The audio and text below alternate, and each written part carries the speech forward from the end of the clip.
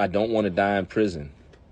That became the thought that was consistently on my mind. I went from feeling like I was invincible because I had already been on 2 institutions to now being a victim. I can be honest.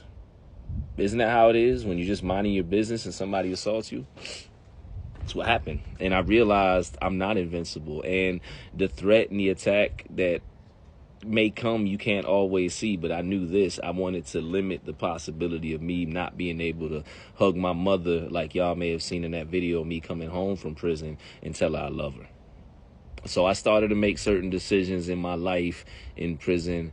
I took more seriously to just staying out of the way. I had my brothers with me though, and I'm glad because they started to, be more on point for me because they were pissed off, excuse my language, that happened that morning. They weren't there.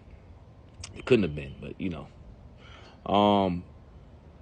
I remember calling home to my mom after this and just telling her probably for the first real time that I was sorry. I was crying on the phone. I just wanted my mom. I felt almost like a little boy again. And what I would give in that moment just to be able to go home, be in my mother's arms, or be that little kid again, But I was here. I made a decision that took me away from her and freedom in my life for a very long time. And I just told her I was sorry, and I told her I was okay. And I told her, still, I'm going to get home. I'm going to get home. I stayed out of trouble for the most part, but there was still a tug of war. I was still 1 foot in, 1 foot out. Yeah, I didn't want to get any more physical altercations. Yeah, I wasn't calling people out or, going out my way to piss people off, excuse my language. Or, I wasn't 0 to 60 anymore. But I was still hustling. It's just survival. It's just what it was. In there, it's you don't eat if you don't have commissary. I didn't always get money from the street. My friends, the people that I rock with, didn't always. So we would do things in order to survive, whether it was stealing from the kitchen or hustling other things we got off the yard or through the visit. It is what it is. I don't condone it. Presently, I would never support it or tell somebody or glorify it, but this is part of the story. So I was still 1 foot in, 1 foot out. I remember there were people, more old heads, other brothers, my age, they kept telling me, like, bro, you trip, man. You tripping, man. You know what I'm saying? Like, just get off the camp. Like, get off. You on a level 4 still, man. You back in full-time prison mode when you already got down to a low level 2. And you got sent back up here. Now it's like you doing things that may potentially keep you up here with us. And what they meant by that is because if you got a life sentence, which the majority of the camp did up there, they had to stay up there for at least 20 years. So when they seen somebody they rocked with be able to make it up off there, the ones that really rock with you, they was happy. They was happy to see dudes go home. Nobody really went home from that camp. But when somebody did, they was happy, man. So they was like, yo, you got to get up off here.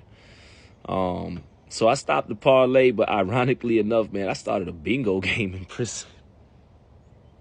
I stopped the parlay because it did, and the store box, and it did put me at risk to get into more situations that could be physical or arguments, etc. So, but I still had that bug in me, and I started a bingo game. You know what I'm saying? The bingo game, it's funny, dudes used to laugh at it at first, but it worked. In prison, people are always looking for stuff to do, and the rush, the adrenaline, again, from chasing numbers or sweating numbers. You don't have to wait a full 4 quarters on a football game. You can come here, I'll call the numbers out, and you can win a pot, commissary, whatever it is, stamps, hygiene, and you can have a good day. You know what I'm saying? So I started to gain a little reputation, man, running that. That was like a little side mission or side quest. But I got to shout that out because that little game right there continued to make sure that me and mine could eat and survive. You know what I'm saying? on that institution, they used to give us something called meat rock 4, 5, 6 times out the week, man. Meat rock was processed and mechanically separated chicken bulk meat. It's like a big box of pink goo, and they cook it and they put in everything as the protein. Yakisoba, spaghetti. They form it into patties. It's called meat rock, and I believe that's why a lot of guys, ended up with. I got a buddy of mine that's fighting colon cancer for the second time. And Lord willing, that doesn't happen to me, because I did eat it sometimes because I had no choice to survive. But when you could hustle and get some commissary so you didn't have to put yourself at risk by eating the food that's coming out the tray slot, oh, man, you going to make sure you're all right. You're going to make sure you got soups in the box. While that was going on, one of the positive highlights was I was able to get in college at John Tyler Community College, and actually maintain a 4.0 GPA, which I'm proud of to this day. No, I don't have my college degree because they killed the program after 3 semesters. I don't know why people think prison is rehabilitating people. It's not. They kill programs or end programs so quick there, and it's just bad. You know what I'm saying? I don't know. Like they hyped us up. We were excited. We were focused. Me and a few of the brothers. We're going to college. We're feeling like we're doing something. We're calling our families. Hey, yo, and I got a 4.0. I'm really, you know what I'm saying? And then they just took it from us. And what was crazy about that was I could have got off Sussex to that level 4, but I had to turn down my transfer and stay up there in order to stay in the college program. And so I had to stay up there longer. They killed the program, but luckily, I was cool with some of the counselors and all that. And the counselor that was in my pod, assigned to my pod that day, you know what I'm saying, she blessed me with, putting me in for early transfer, you know what I'm saying, due to the college thing and all that. And I had to fight for that. I had to fight. A lot of stuff I was able to get done is because I knew paperwork and I studied policy, institutional policy. I used to make them show me it. A lot of guys in there, they wouldn't even read the handbook of the rules they were governed by. And they would catch these charges and be told to do things they didn't even have to do or whatnot. But I knew my rights, because even in prison, you're supposed to have rights. There's DOP, IOP, department operating procedures and institution operating procedures. And, I was good at that stuff, put in. She supported it, got me up, put me in for a transfer request. And I was qualified to go to a level 3. This time they weren't going to drop me all the way down to a level 2. I guess they felt I weren't ready to step that far down. So they dropped me to a level 3. And when you put in for transfer in prison, at least where I was at, you're able to put in for 3 different places, but you don't know where you're going to land.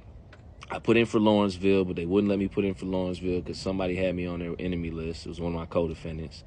I put in for Greensville, and I put in for Powhatan.